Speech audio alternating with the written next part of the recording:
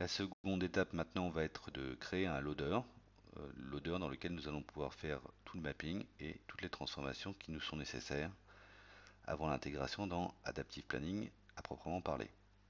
Donc pour ce faire, on va sélectionner Loader et on va, comme tout à l'heure, lancer un wizard. Ce wizard, je vais mettre au centre pour qu'on voit bien, va nous permettre d'alimenter planning. Donc pour sélectionner un planning loader et on va l'appeler également operating expenses comme tout à l'heure. Je lance le processus de création.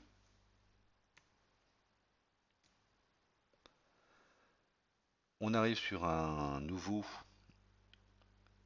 écran, un écran dans lequel nous allons pouvoir définir les sources, les mappings et éventuellement des règles de transformation qui seraient associées avec la façon dont on voudrait intégrer les données dans Adaptive.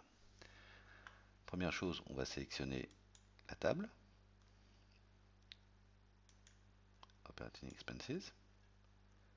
C'est un import de type actual. On pourrait avoir des imports dans des données de données de planification également.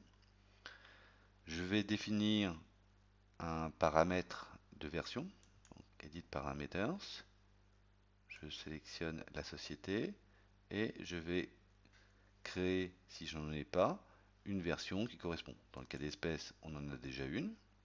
C'est une version qu'on a nommée 2016 et on sait que c'est la version actuelle pour laquelle on a différents cas d'usage qui peuvent être définis également. Je sélectionne donc cette version. C'est un import de type standard. C'est une feuille classique. Il y a trois types de feuilles dans Adaptive, les feuilles standards, les feuilles cubes et les feuilles modèles. Je vais rendre les données immédiatement disponibles dès lors qu'elles auront été importées dans Adaptive Planning. Je peux éventuellement écraser les données réelles si elles ont déjà été chargées préalablement. Je peux également définir un niveau d'alerte au niveau des logs. Alors il en existe trois. Le niveau error qui est le niveau le plus bas où on nous indique uniquement s'il y a des grosses difficultés qui ont pu avoir lieu au moment de l'intégration. Un niveau info qui est intermédiaire et un niveau verbose qui est le niveau complet de log qu'on peut attendre d'un outil d'alimentation. Ensuite, on va définir un paramètre de période. Donc j'en ai déjà créé un qui est 2016. Je vais vous montrer à quoi cela ressemble. C'est ce type de composant qui a un nom avec un calendrier par défaut. Vous pouvez aussi utiliser un calendrier grégorien si vous êtes situé dans un pays qui utilise plutôt celui-là. Et puis, surtout, on a une possibilité d'intégrer soit entre deux dates, janvier et décembre, telles que présentées ici, en fixe, c'est-à-dire avec vraiment une date de démarrage et une date de fin qui sont en quelque sorte en dur, ou d'utiliser quelque chose d'assez dynamique en utilisant comme point de départ le mois en cours et comme mois de fin éventuellement, de la même façon, le mois en cours. Alors, ça peut être aussi des quarters d'ailleurs, ça dépend un petit peu de la donnée que vous remontez. Nous, on va utiliser du fixe puisque c'est un chargement en une fois. Et on va aller maintenant sélectionner cette période qui a été définie. Alors, la start date et la end date sont automatiquement créées. La période type, c'est months puisque c'est ce qu'on a voulu définir. Et puis, on va enfin définir la colonne des périodes. Voilà, ce sera période. On va passer maintenant au mapping. Alors, les mapping, tel qu'on le voit à l'écran, pose problème puisque nous n'avons pas de défini de mapping ou en tout cas nous n'avons pas chargé au préalable. Donc ce qu'on va faire, c'est qu'on va aller sélectionner les différentes colonnes que nous avons remontées précédemment et donner l'information qui est nécessaire pour ce mapping entre notre source et notre cible. Donc, ça se fait assez rapidement. Account, très bien.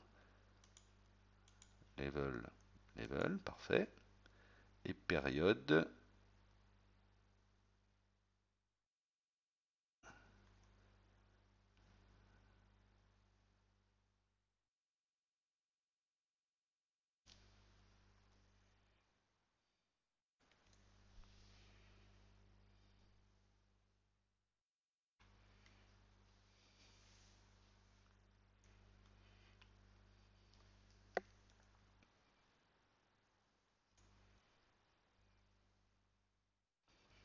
On va maintenant pouvoir s'occuper aussi des données. Alors là, quelque chose de relativement simple à faire, hein, c'est d'aller voir si on a des données qui sont bien mappées. Oui, elles ont déjà été mappées dans une...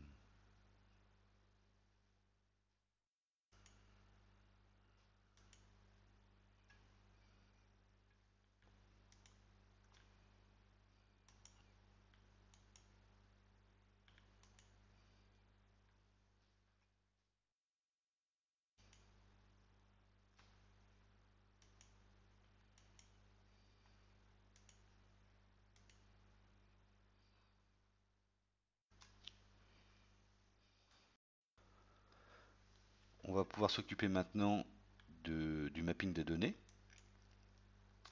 Alors, ce qu'on voit, c'est qu'on a des accounts, level et dimensions qui sont absolument pas mappés.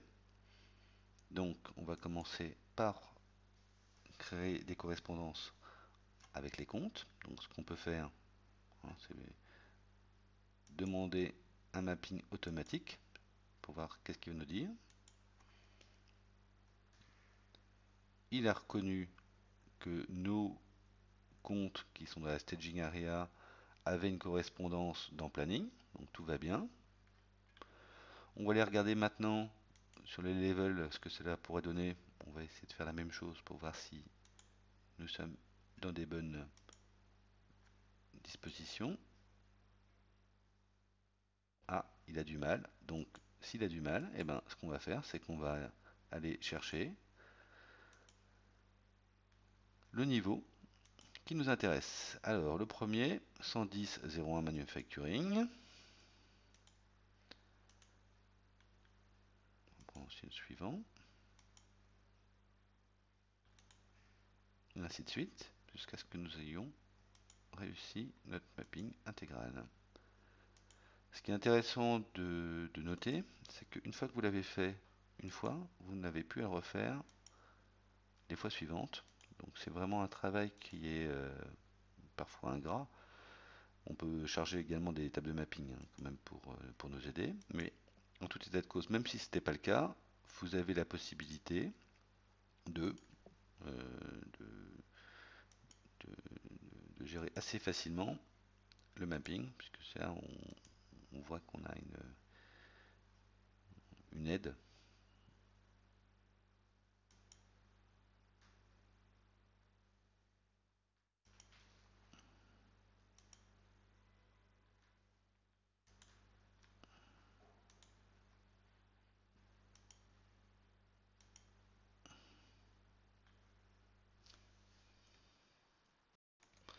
Voilà, bon, j'ai fait les mappings.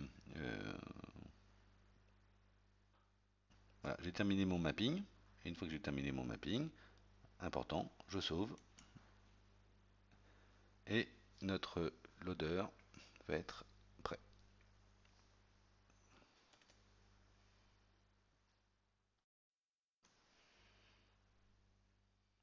On va passer maintenant à la création d'une tâche.